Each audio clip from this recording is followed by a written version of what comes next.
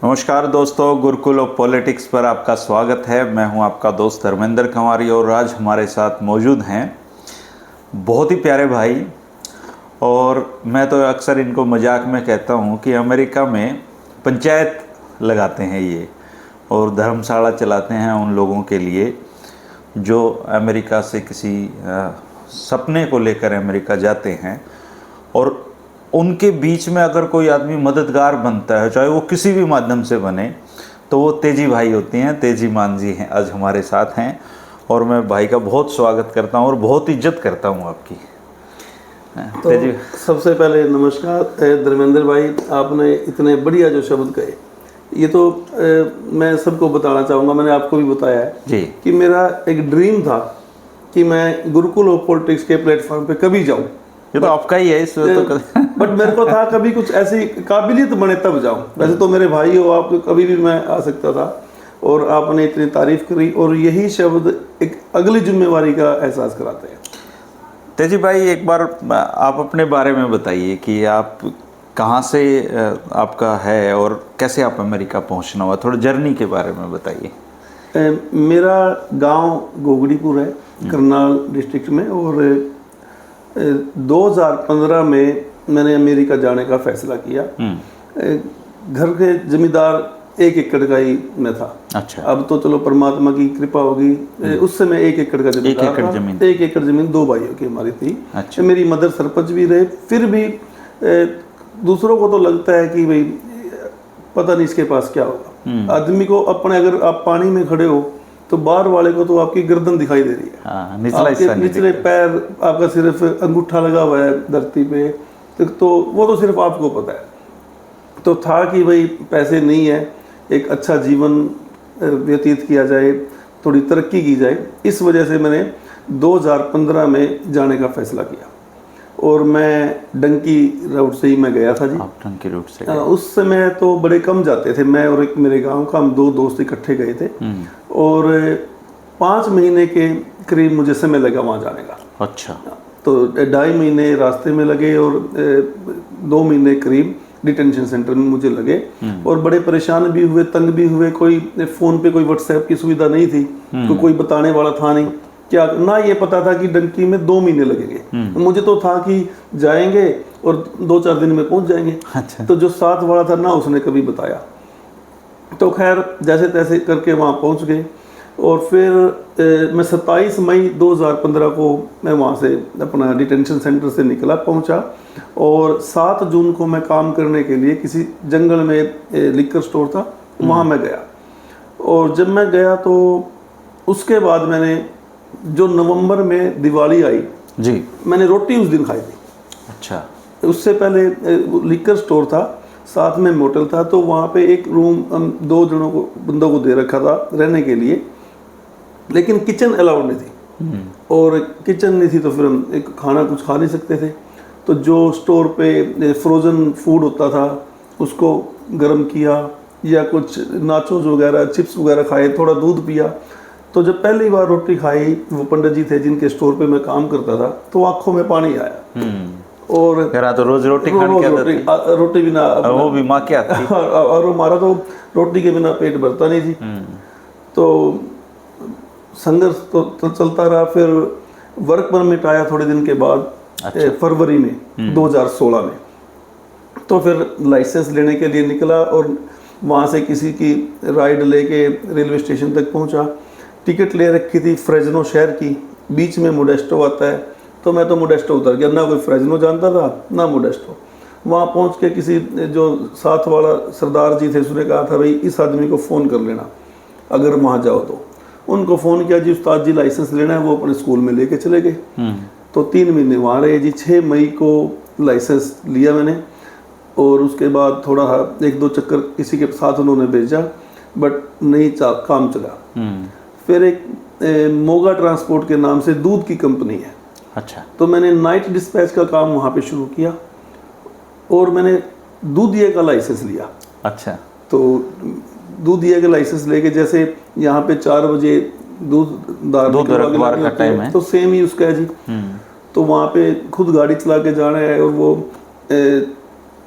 मेरे ख्याल से तो 6000 गैलन दूध उसमें एक बारी में आता है, तकरीबन 23-24 हज़ार लीटर जो टैंकर है उसमें, जो टैंकर है। तो वो उसमें लेके आते थे, उसको यार्ड में खड़ा करना, तो तकरीबन 24 घंटे काम करते थे। और रहता था मैं कंटेनर में। अच्छा। तो जैसे जो शिपिंग कंटेनर होता है, तो उसके अंदर उन्होंने छोटा 1.25 टन का एसी लगा रखा था और एक छोटा सा फोल्डिंग था, मैं वहाँ उसमें रहता था। तो मैंने वहाँ पे तकरीबन 1 साल मैंने काम किया, तो 24 घंटे मैंने काम किया। तो सोचते थे भाई आज कोई ड्राइवर छुट्टी कर ले तो मेरा नंबर पड़ जाएगा, $100 मेरे बन जाएंगे। अच्छा। तो उसके बाद रहने की जगह थी नहीं। और जब मैं शुरू में जब गया तो किसी वजह से उनके पास मैं गया, उनके साथ ज़्यादा टर्म कंडीशन अच्छे नहीं रहे। तो मेरे को ये लगा कि इन्होंने मुझे घर से एक तरह से निकाल दिया। तो उस दिन प्रार्थना की, परमात्मा से इतना मजबूत बनाओ कि कभी ना कभी जो आदमी घर पे आए तो लोगों को घर पे रख सके। अच्छा। तो मन में भाव हो गया और उसी दिशा में फिर काम करना शुरू किया। तो 2017 में फिर मैंने अपनी कंपनी बनाई, ट्रक अपना लिया। तो ट्रक लेके शुरू किया एक ट्रक से। तो जितने आदमी 18 में तकरीबन हमारे हरियाणा से बच्चे जाने शुरू हुए थे। ज़्यादा तो बच्चे गए, फ्लो बढ़ने लगा था, फ्लो बन गया 18 में। तो और मोस्टली डोंकी रूट से ही जा रहे सारे डंकी रूट से जाते थे। तो कोई जाता था, 1-2 फैमिली जाती थी जो कोई वीज़ा लेके जाता था, तो डंकी राउट से जाते थे। तो सारे वहाँ पे गए और 18 में और 19 में तो इतने आदमी मेरे घर पे होते थे 2 बेडरूम के अपार्टमेंट में कि भाई हमें पता ही नहीं होता था कौन घर पे है कौन नहीं। कई बार तो ऐसा होता था कि वही मार से पूछ लेता था, जी आप कौन? मैं ट्रक पे 1 वीक में आया हूँ, कहीं चक्कर ले गए, तो मैं जा रहा हूँ, कोई टीवी देख रहा है लेट के, तो मैं जाके अंदर चुपचाप बैठा, हाँ जी आपको। तो कई बार ऐसा भी होता था, बट लोगों ने बड़ा प्यार दिया और उसके बाद बढ़ता ही चले गया। और फिर अब तो ऐसा हो गया कि जितने बच्चों को कोई नई जगह मिलती थी उनको पता होता था कि भाई उनको फ़ोन करो या वहाँ पहुँच जाओ। मैं भाई साहब जो असली जिम्मेवारी का एहसास हुआ, जब तक हमें नहीं पता था हम क्या कर रहे हैं। मैं 2023 में जुलाई में आया था, 8 साल के बाद। जब मैं घर पे आया तो कोई दिन ऐसा नहीं था कि कम से कम 100 आदमी घर पे मेरे से मिलने ना आए हो। तो मैंने मेरा दोस्त बंटी, उसको फ़ोन किया, तो उसने पूछा भी क्या कुछ चल रहा है। मैंने कहा बंटी जिम्मेवारी बढ़ गई। उसने कहा भाई ये क्यों? मगर इतने आदमी आ रहे हैं मिलने, इतने आदमी आ रहे हैं कि मुझे उम्मीद ही नहीं थी। तो इसका मतलब तो हमें और काम अच्छा करने की आवश्यकता है। तो बस अब करते रहे जी। और ये बस अभी मजा आ रहा है, चल रहा है। बच्चों से आते हैं, वो भी हमें बड़ा प्यार करते हैं। और अब हमारा तकरीबन 5000 आदमियों से संपर्क है। हाँ। तो हम तो ये कहते हैं कि भाई यूएसए के किसी कॉर्नर में जाके कोई हमारे को फ़ोन आ जाए या पता लग जाए। कई लोगों तो हम भी आपको कहते हैं कि भाई तेजी भाई तक बात कर लिए, हाँ जी, और बाद में फीडबैक भी नहीं लेते क्या हुआ, लेकिन हो जाते हैं सबके, आप मदद करते हो। एक आपका रोहतक का ही था, मैं आपको बता भी रहा था, धनखड़ साहब। तो उनका किसी के माध्यम से फ़ोन आया, उनके बेटे पायलट है, बड़े अच्छे स्टडी कर रहे हैं वहाँ पे। तो ये तो एग्जांपल आपके शहर के उसे बता रहा हूँ।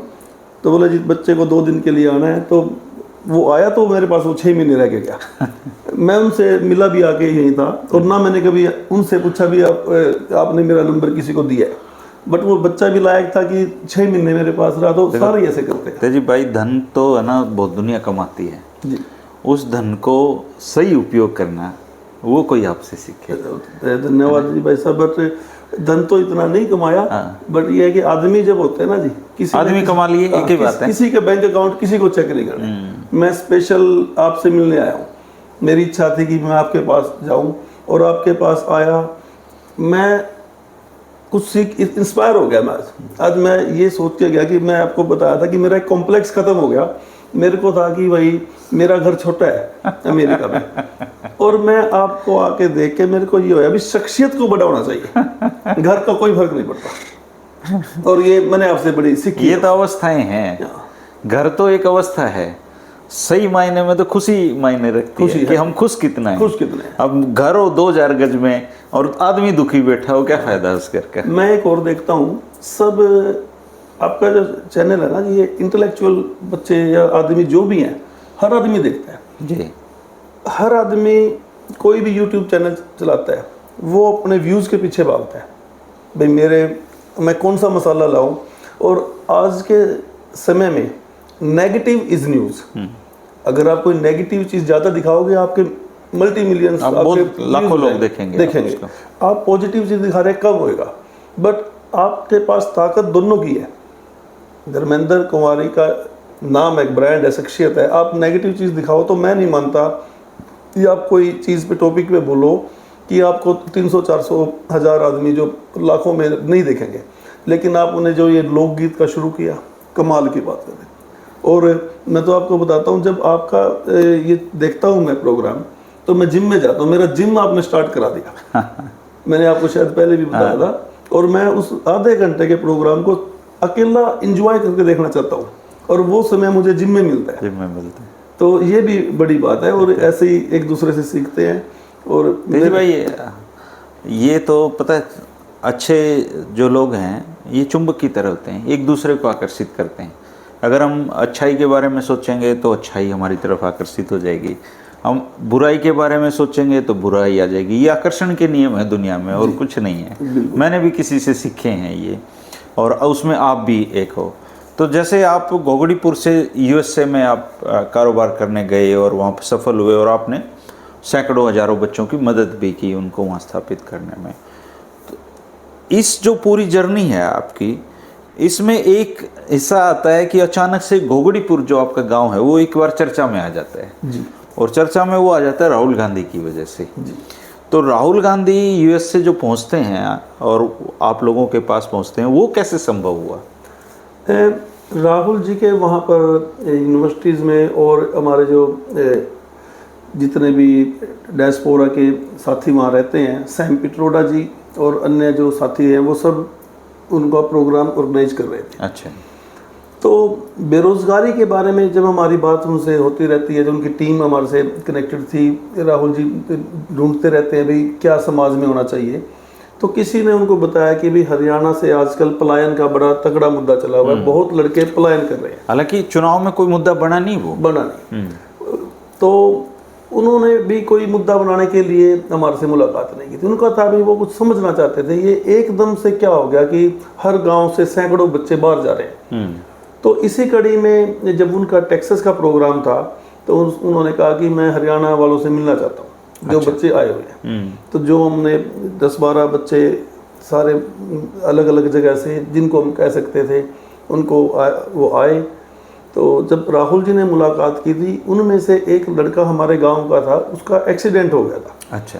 और वो बेचारा वो एक 25 फुट के कंटेनर में पड़ा था। उसको फूड एक बार दे के गए, क्या पता 3 दिन कोई संभालने वाला नहीं था। तो जब उससे मिले तो वो बड़े मार्मिक कहानी सी उनकी लगी। और वो फिर जो बच्चे बैठे थे, सब ने कहा जी आप हमारे परिवार से एक बार मिल के आना। तो उस कड़ी में फिर वो उन्होंने कहा भी मैं ज़रूर जाऊँगा। तो उसके बाद उनका अपना थोड़ा बिजी स्केड्यूल रहा, तो जब भी आए तो उस बार फिर वो सुबह अर्ली मॉर्निंग हमारे भी परिवार को तभी उठाया और सुबह सुबह पहुंच गए। भाई ये घर है, हो सकता है उनकी टीम पहले वो देख के गई हो, क्योंकि नाम एड्रेस तो उन्होंने पहले लिया था। तो उस कड़ी में वो हमारे गांव में आए थे, और उनको सिर्फ एक मैसेज ये देना था, भाई देखो मैं कुछ कर सकूँ ना कर सकूँ, बट मैं तुम्हारे बारे में सोचता जरूर हूँ। और ये भी बड़ी बात होती है। आपको कैसा लगे राहुल गांधी एक नेता के तौर पे? वो बढ़िया आदमी है, बहुत बढ़िया आदमी है। वो टेक्सास में 3 दिन उनके साथ रहने का मौका मिला, और वो हर वक्त उनकी जो बात होती है, वो एक देश को तरक्की के लिए, डेवलपमेंट कैसे हो, इस बारे में उनकी बात रहती है। तो उनका ये अन्य राजनेता की तरह नहीं है कि भाई इसको कितनी जाति की वोट इसमें है, यहाँ से क्या निकल जाएगा वो निकल जाएगा। उनका मकसद था भाई देश की तरक्की में, डेवलपमेंट में क्या कुछ किया जा सके। आपके गांव से कितने लोग अमेरिका रहते हैं? मेरे गांव से तकरीबन 400 और 500 के बीच में। 400, लगभग हर घर से अमेरिका? लगभग हर घर से 2 भी हो सकते हैं। अच्छा, 2 भी हो सकते हैं। तो ये ट्रेंड कब से शुरू हुआ आपके गांव? ये ट्रेंड तकरीबन पहले हमारे गांव से 2000 में एक लड़का गया था, वो पहले ऑस्ट्रेलिया था, और तकरीबन हम सब उनको ही बड़ा अच्छा मानते हैं। वही रोल मॉडल थे? रोल मैं तो मानता था, उसको ठीक मानता था।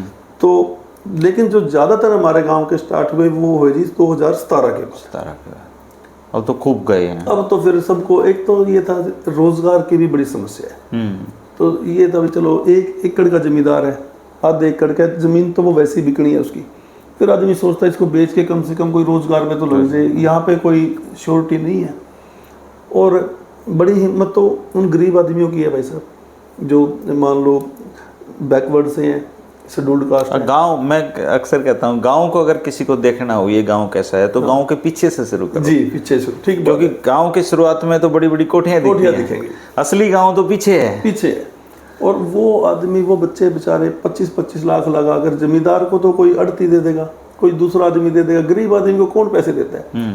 असली हिम्मत उनकी, हमारे तो गांव से बैकवर्ड भी कम से कम 40-50 लड़के गए हुए हैं। तो ये बहुत असली हिम्मत की बात उनकी है, और मैं तो उनको बड़ी मुबारकबाद देता हूँ। आपके पास ही पहुंचे वो सीधे? तकरीबन हमारे पास पहुंचे, और मेरे गांव से अलावा बाहर के बहुत मेरे पास आए। अच्छा। मेरे गांव में तो फिर भी ये था भी आपस में एक दूसरे को सब जानते हैं, तो भाई मान लो मेरे पास नहीं, दूसरा चले जाएगा। बाहर वाले उस टाइम आदमी नहीं थे, तो मैं जब भी मान लो गुरुद्वारे से किसी को लेने गया, मेरे गाँव का लड़का आ गया या मेरा कोई जानकार आ गया, तो मेरी आदत थी, मैं जैसे सब खड़े, मैं पूछता था भाई और किसी को चलना है भाई, किसी के पास रहने की जगह ना हो, कोई दिक्कत हो, तो कोई ना कोई मिल जाता था और लेके आते, एक के साथ एक मिलता था। और वो तब तक रहते थे बेचारे। वो आज भी ओबलाइज्ड हैं और बढ़िया कर रहे हैं, उनकी फैमिली भी बड़ी रिस्पेक्ट करती है, तो ठीक, अच्छा है सर। तो ऐसे ही बढ़िया चलता रहा। सतीश जी भाई, अब तो जैसे आपका वहाँ कारोबार वगैरह सब भगवान की दया से अच्छा चल रहा है, लेकिन अब की दौर में क्या चल रहा है? जब से ये ट्रम्प आए हैं, ये बहुत उथल पुथल सी मची हुई है, तो क्या अब अमेरिका में जाके डंकी रूट से जाना और वहाँ रहना क्या काफ़ी मुश्किल हो गया है? हाँ बिल्कुल, बहुत मुश्किल हो गया, ख़ास तौर पे जब से ट्रम्प आए हुए हैं। कानून तो पहले भी थे, अब इन्होंने कानून थोड़ा लागू कर दिए। जो डेमोक्रेट्स थे उनकी पॉलिसीज इमिग्रेंट्स के थोड़ी फेवर में रहती थी। अब जैसे अभी गवर्नर जो हमारा कैलिफोर्निया का है, यहाँ चीफ मिनिस्टर होता है तो वहाँ गवर्नर बनता है, तो उसने कहा कि भाई हम इन टैरिफ के विरोध में कुछ करेंगे और कुछ ऐसा करेंगे कि हमारे स्टेट में ज़्यादा आए, हम कुछ ना कुछ अपना हाउस में रेजोल्यूशन पास करेंगे।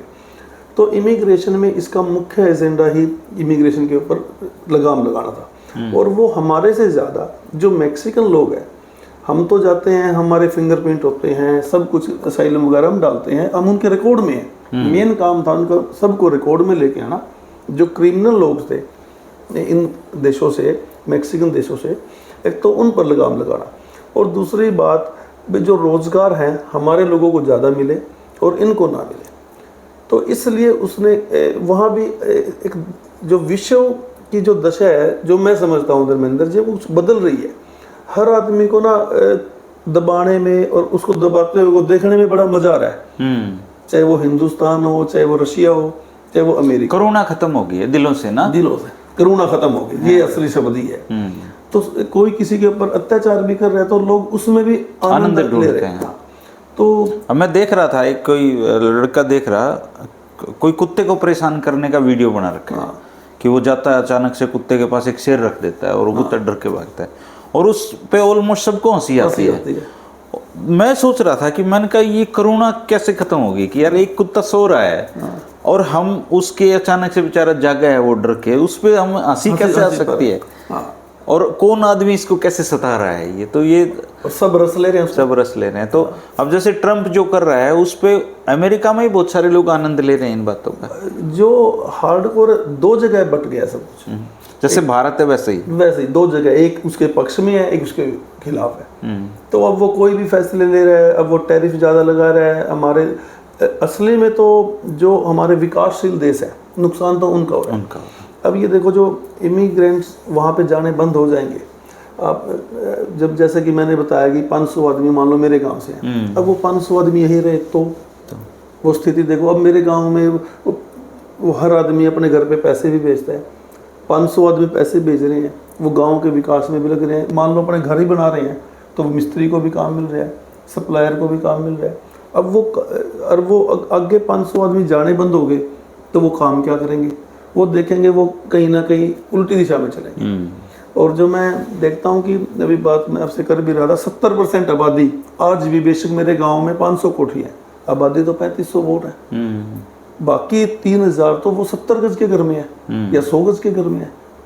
उन 70 में से 40 के तो घर में एसी भी नहीं है।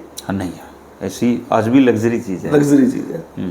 तो वहाँ से एक रास्ता ये था भी सब बच्चों को काम मिल जाता था, रोजगार मिल जाता था। असली समस्या तो अब शुरू होने वाली है, जो मैं समझता हूँ।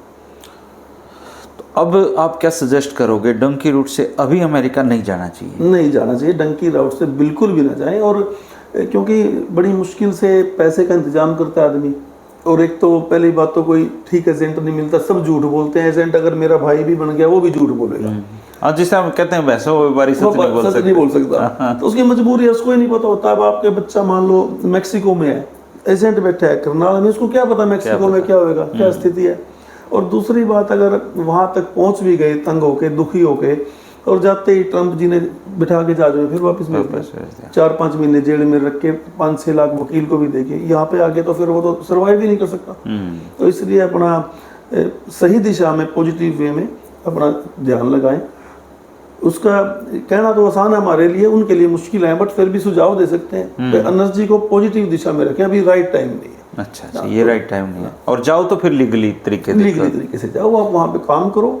और काम है वहाँ पे प्रचुर, काम बहुत है। जो देखो उन देशों में क्या है जी, अगर जो आपका सबसे अमीर आदमी सुविधा ले रहा है, वो वहाँ पे एक आम काम करने वाला सुविधा लेता है। अच्छा, क्योंकि वो जरूरत की चीजें हैं। उदाहरण के लिए एयर कंडीशन, आपको ठंडा पानी, जो आपकी ग्रोसरी है, जितने महीने की आपकी ग्रोसरी का खर्चा यहाँ पे है, इतने का ही वहाँ पे है। अच्छा, तो आम आदमी गाड़ी है, यहाँ लग्जरी मानी जाती है, वहाँ जरूरत है, वहाँ राइड है, वहाँ ई रिक्शा नहीं चलती, तो उसके लिए वो महंगी पड़ती है। तो इसलिए वो आदमी के पास सुविधाएं होती है, क्योंकि वो जरूरत है। पेट्रोल सस्ता है, पेट्रोल जितना यहाँ से सस्ता पेट्रोल है, यहाँ से सस्ता दूध है, यहाँ से हर चीज यहाँ से सस्ती है। अगर आपको गुड़गांव रहना हो और अमेरिका में रहना हो, तो अमेरिका सस्ता है। अमेरिका सस्ता पड़ता है, बहुत ज्यादा सस्ता पड़ता है। अच्छा। गुड़गांव महंगा है, तो रेंट तो गुड़गांव में भी लाखों रुपए में है। और बच्चे, ऐसा भी नहीं है कि एकदम से वैसी तरक्की होगी, बच्चे बड़ी मेहनत करते हैं।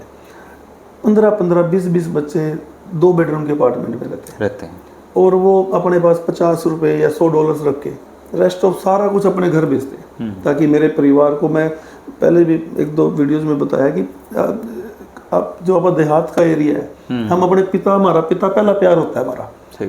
कुछ हालांकि इजहार नहीं कर पाते, ना पिता कर पाता, ना हम कर पाते।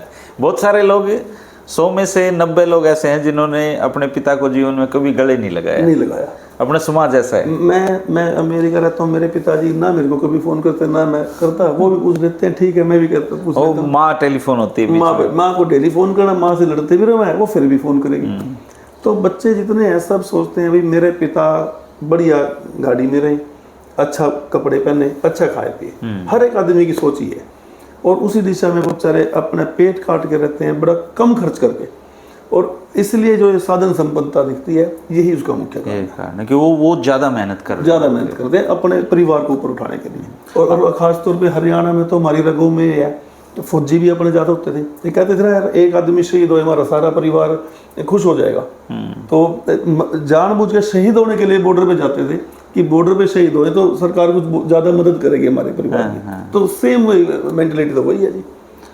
अच्छा तेजी भाई, ये जैसे ट्रम्प कह रहे हैं कि हमारे लोकल लोगों को रोजगार मिलना चाहिए, तो हमारे वाले जो काम करते हैं, क्या जो अमेरिकन हैं वहाँ के, वो काम करना पसंद करते हैं? नहीं, वो उनका क्या है जी, वो 5 दिन से ज़्यादा काम नहीं कर सकते। अच्छा जी। और उनको 40 घंटे के बाद ब्रेक लेना पड़ता है। और हमारे समाज में, हमारे काम में तो कोई ब्रेक नहीं है। हमारे तो नारायण मूर्ति कह रहे हैं 72 घंटे का, 72 घंटे का, और करते ही है। मान लो कोई आप अपने घर में, हम चाहे 1 एकड़ का जमींदार हो, 5 का 2 भैंस बांध रखी है, उसका तो 24 घंटे का काम है, और सारे आदमी लगे होते हैं। रात में भी कई बार उठ के गोबर टालना पड़ता है। तो ये है कि हमारा तो ब्लड में है कि भाई ज़्यादा से ज़्यादा काम करें, और जब हम ज़्यादा काम करते हैं पैसे भी ज़्यादा मिलते हैं, और हम उनको सस्ती लेबर है। अगर गोरा काम करता है 40 घंटे के बाद, वो डबल स्टार्ट कर देता है वेजेस। अच्छा। और हमें तो जो जितने में दे, हम कहीं खुश है भाई ये दे, हमें तो भी वो काम मिल रहा है, बहुत बड़ी बात है। और सेम काम है मैक्सिकन के साथ। अच्छा। अमेरिका का किसान मैक्सिकन है। अच्छा जी। जो किसान कौम है, चाहे वो मजदूरी है, चाहे वो बड़ा जमींदार है, तो किसान, चाहे खेत मजदूर है या किसान है, और सारा किसान मैक्सिकन है। मालिक तो 500 एकड़ का होगा अमेरिकन, बट उसके अगर मान लो डेयरी है, वहाँ पे दूध की डेयरी भी ऐसी नहीं है कि 2 गायें या 4 गायें, क्या पता 500 गायें हो, 1000 गायें हो।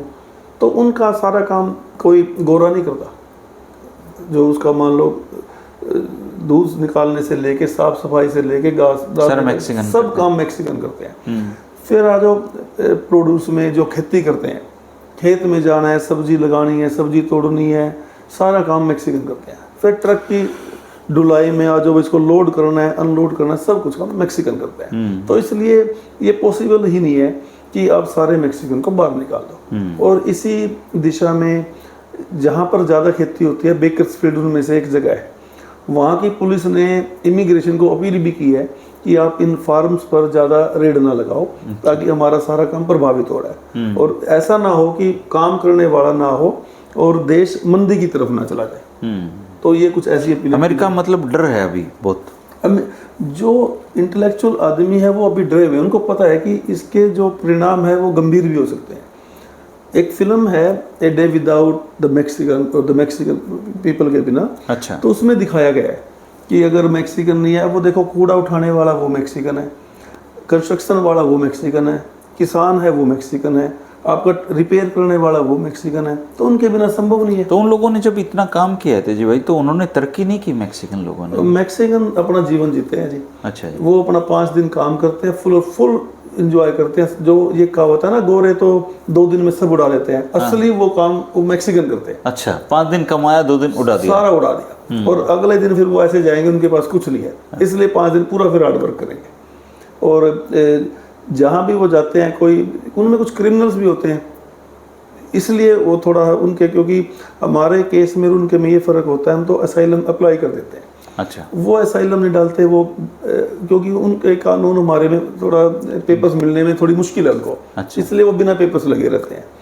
तो कुछ खराब भी होते हैं, कुछ ठीक भी, तो कुछ क्रिमिनल होते हैं, क्रिमिनल्स भी होते हैं, और उन कुछ की वजह से फिर बहुत सारी कम्युनिटी बदनाम हो जाती है। और जैसे हमारे वालों पे भी पीछे कोई सर्वे हुआ था लोकल लेवल पे कि अगर मैक्सिकन को बाहर निकालें या इंडियन पेपर्स वालों को बाहर निकालें तो किसको वोट दोगे, तो अगेंस्ट इंडियन डाली। अच्छा। सोसाइटी ने। अब हमारे वाले क्या था, पिछले 1-2 साल से 15 आदमी का टोल इकट्ठा हो गया, कच्छे पहन के चप्पलों में घूम रहे हैं, स्टोर पे जा रहे हैं, तो थोड़ा सा फिर वो नेगेटिव असर उनके पास पड़ता था।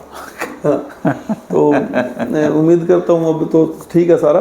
ट्रम्प से ये 2-3 बातें बड़ी अच्छी हुई। एक थोड़ा डर का माहौल हुआ, जो वैसे ही घूमते थे, चलो भाई हा हुल्ला करते थे, वो अपने घर में घुसे हुए हैं। और एक जो डेली कोई धमकी आती थी, भाई अमेरिका से धमकी आ गई, कोई फिरौती की आ गई, कुछ और आ गई, वो मेरे ख्याल से कंट्रोल हुआ। वो कंट्रोल। तो ये ट्रम्प से फायदा भी हुआ है।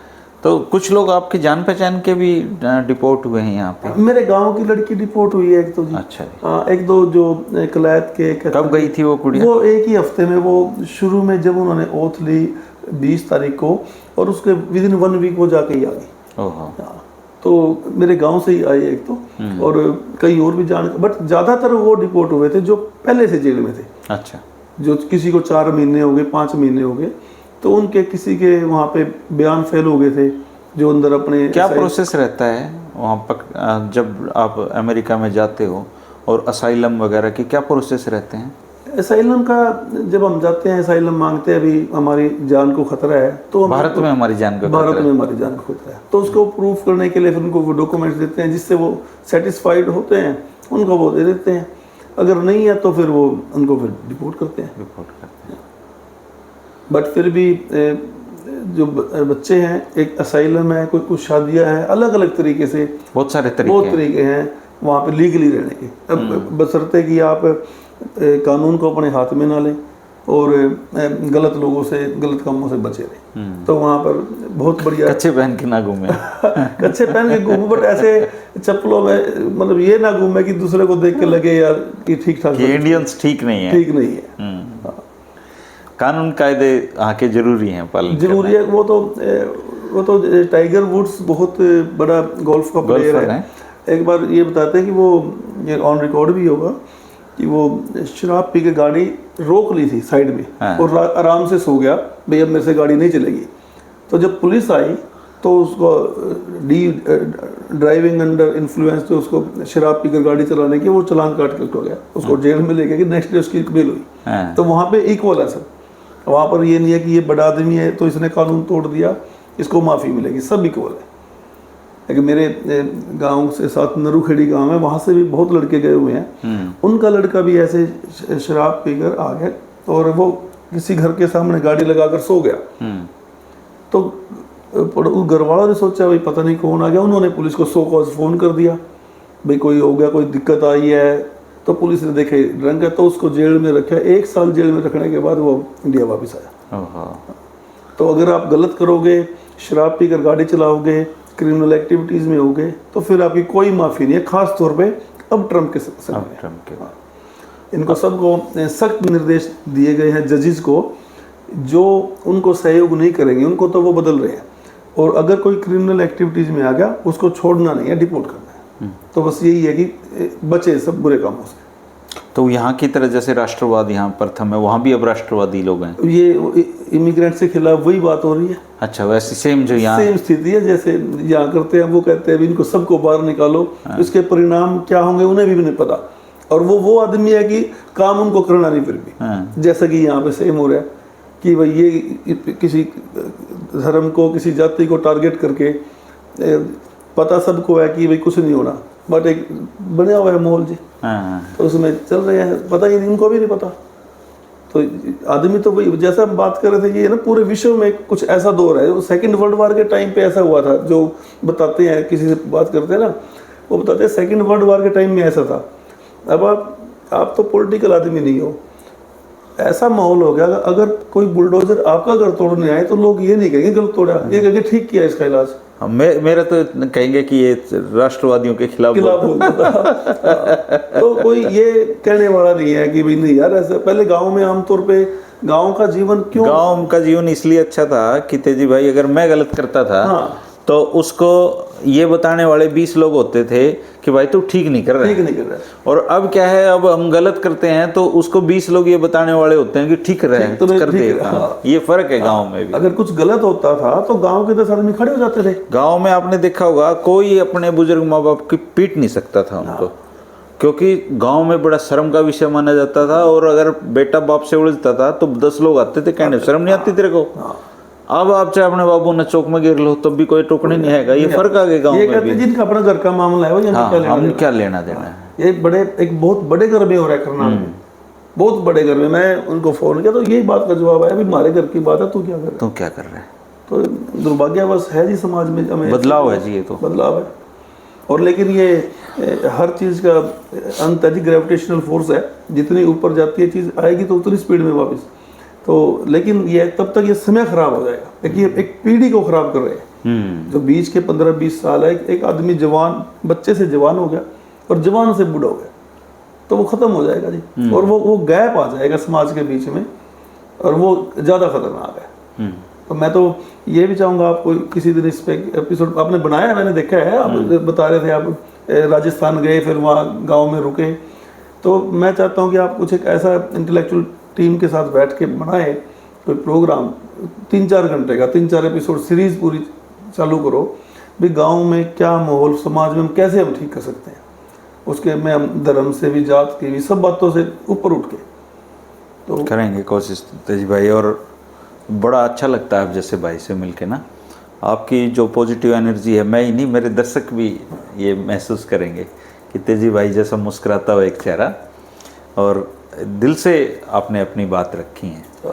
और मैं परमात्मा से हम सब लोग प्रार्थना करेंगे कि आपको और ताकत दे वो, ताकि आप हजारों और जो आने वाली पीढ़ी है हमारी, जो लोग आएँ, आप बुढ़ापे तक ऐसे लोगों को अपने घर में मेहमान बना के रखें और उनकी मदद करें। तो धन्यवाद धर्मेंद्र जी, और सबको धन्यवाद, व्यूवर्स को भी, और बड़ी शुभकामनाएं। मैं दोबारा आपका, मेरा ये कि सपना पूरा हुआ है। मैं जब सुबह घर से आया, मैंने मेरी वाइफ को कहा कि मैं आज रोहतक जा रहा हूँ, तो उसने मेरे से पूछा कि आज आपका इंटरव्यू होगा। मैं कहा नहीं, आज मैं इंटरव्यू नहीं करने जा रहा हूँ, मैं तो मिलने जा रहा हूँ। मैं तो बहन जी का भी शुक्रिया करूँगा कि देखो उनके आकर्षण का नियम था ये, उन्होंने सोचा था तो हुआ है। चलो जी, बहुत शुक्रिया आपका। और तेजेंद्र मान भाई साहब ने बिल्कुल आपको क्लियरली बता दिया है कि डंकी रूट से अभी अमेरिका जाने का कोई समय नहीं है। अगर आप अमेरिका जा रहे हैं तो लीगल रूट से जाइए, और अमेरिका अगर जा रहे हैं तो, और आपको किसी भी तरह की मदद की ज़रूरत है, नाम नहीं पूछा जाएगा, गोत्र नहीं पूछा जाएगा, जाति नहीं पूछी जाएगी, धर्म नहीं पूछा जाएगा, और आपकी पहचान से कोई मतलब नहीं है। अगर आपको मदद की ज़रूरत है तो तेजीमान भाई साहब से आप ज़रूर अमेरिका में संपर्क कर लेना। आप इतना नाम भी लोगे गुरुकुल ऑफ पॉलिटिक्स का या धर्मेंद्र कंवारी का, तब भी तेजीमान भाई आपकी मदद करने की पूरी कोशिश करेंगे। और नाम नहीं लोगे तब भी करेंगे, क्योंकि ये इनकी आदत है, मदद करना इंसान का स्वभाव है। और एक बहुत ही सज्जन व्यक्ति हैं मेरे दोस्त, वो कहते हैं मदद मांगना हमारा सामाजिक अधिकार है। खुल के हमें मदद मांगनी चाहिए अगर मदद की ज़रूरत है तो। और हमें भी हर मदद करने वाले की, जिसको मदद की ज़रूरत है, हमें मदद करनी चाहिए। ये हमारा फ़र्ज बनता है जब हम सक्षम हो तो। अगर नहीं है तो फिर उनको मना करिए, भाई मैं ये सक्षम नहीं हूँ, पर मदद अगला मांगेगा और अगर आप सक्षम हैं तो आप करेंगे। आप इस बात को आप 100% पूरी करते हो, इसलिए आप साधुवाद के पात्र हो। शुक्रिया, नमस्कार।